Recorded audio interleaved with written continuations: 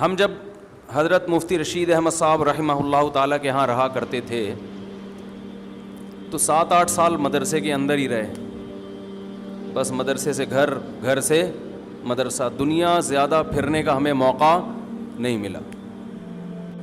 تو ہم تو اسی ماحول میں، علماء کی صحبت میں، بڑا اچھا ماحول تھا، کوئی دنیا داری کی باتیں نہیں، کوئی بزنس، وہ سب کرتے تھے، کاروبار سب کے تھے، کھاتے پیتے لوگ تھے، بعض طلبہ بڑے مالدار تھے۔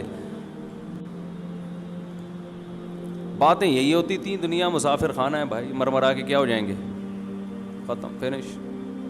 تو مجھے یاد ہے کہ مجھے کسی کام سے جانا پڑ گیا اسلام آباد، بہت کئی سالوں کے بعد میں نکلا، اور اسلام آباد سے بائی ایئر کراچی آ رہا تھا۔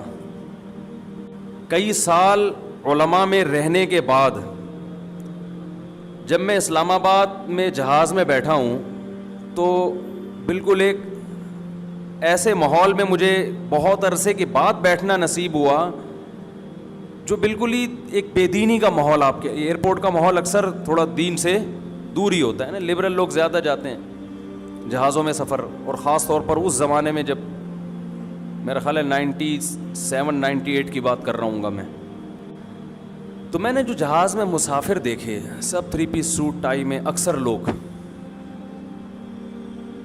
اور بریف کیس ہاتھ میں، اکثر بزنس مین کا یہ سٹائل ہوتا ہے نا، اچھا سٹائل تھا، لیکن مجھے ایسا لگ رہا تھا مردہ لاشیں ہیں، ایک عجیب وحشت ہو رہی تھی ان کو دیکھ کے۔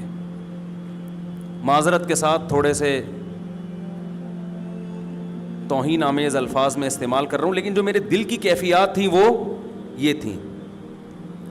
عام طور پہ لوگ اس سٹائل کو اور ایسے تاجروں کو دیکھ کر متاثر ہوتے ہیں کہ یار یہ ہے سٹائل، زندگی کا سٹائل کیا ہے، یہی چیز تو نکالنی ہے کہ رکشا اور لینڈ کروزر میں فرق نہیں ہے۔ تو میرے ذہن میں ایک عجیب وحشت ہو رہی تھی ان کو دیکھ کے، نفرت ہی ہو رہی تھی کہ یعنی ان سے متاثر نہیں ہو رہا تھا، مجھے اپنے حلیے پہ ناز ہو رہا تھا۔ ایک تو ڈریس، کوٹ، لباس تو سفید اچھا ہوتا ہے یار، جو ایک روحانیت ہے اس کے اندر۔ گورا بلیک کلر پہ فخر کرتا ہے، ہمارے نبی نے کس رنگ کو پسند کیا؟ سفید۔ کتنا فرق ہے بلیک میں اور وائٹ میں، آپ کبھی نہا دھو کے سفید کپڑے پہن کے مسجد آئیں، ایک الگ ہی آپ کو، اور میں آپ کو گارنٹی سے کہتا ہوں آپ 2-4 مہینے وائٹ کلر پہنیں، اس کے علاوہ کچھ نہیں، پھر آپ کو وائٹ کے علاوہ وحشت ہوگی۔ آپ اللہ نے سفید کلر میں، سفید رنگ میں مرد کے لیے اتنی روحانیت رکھی ہے۔ دوسری بات، چونکہ وہ سارے تاجر تھے، نماز وماز کا تو کسی کو خیال نہیں تھا، ایک ذہن میں ایک چیز آ رہی تھی کہ یہ اس دنیا کا جو مسافر خانہ ہے نا، جو بے وفا دنیا ہے، اس سے محبت کرنے والے لوگ ہیں، تو کیسے بے وقوف لوگ ہیں یہ، ہم سے اچھے ہی ہوں گے، لیکن جو میری جو فیلنگ ہے میں تو وہ بتاؤں گا نا، وہ فیلنگ صحیح تھی غلط تھی میں اس پہ بحث نہیں کر رہا۔ لوگ پھر کہتے ہیں آپ توہین کر رہے ہو، انسلٹ کر رہے ہو، انسلٹ نہیں کر رہا۔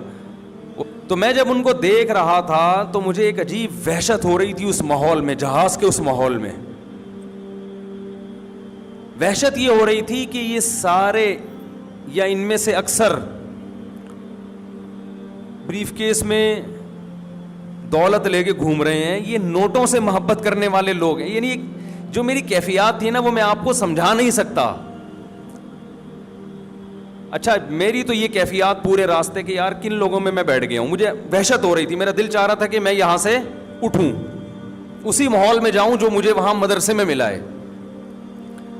میری یہ فیلنگ تھی جس کی وجہ مجھے سمجھ میں نہیں آ رہی تھی۔ بات آئی گئی ہو گئی، اتفاق سے ہمارے حضرت مفتی رشید احمد صاحب کا سفر ہوا، امریکہ گئے یا پتہ نہیں کہاں جانا ہوا ان کا۔ بیان کے بعد انہوں نے کہا بہت دنوں کے بعد نکلا ہوں میں، عجیب عجیب لوگ دیکھ کے مجھے کیا ہو رہی تھی؟ وحشت۔ پھر فرمایا جب میں یہاں آیا ہوں، طلبہ کو دیکھا ہے، ماشاءاللہ ان کے چہروں پہ داڑیاں، چہروں پہ رونق، نماز کے نشان، فرمایا ایک عجیب روحانی سکون مل رہا ہے۔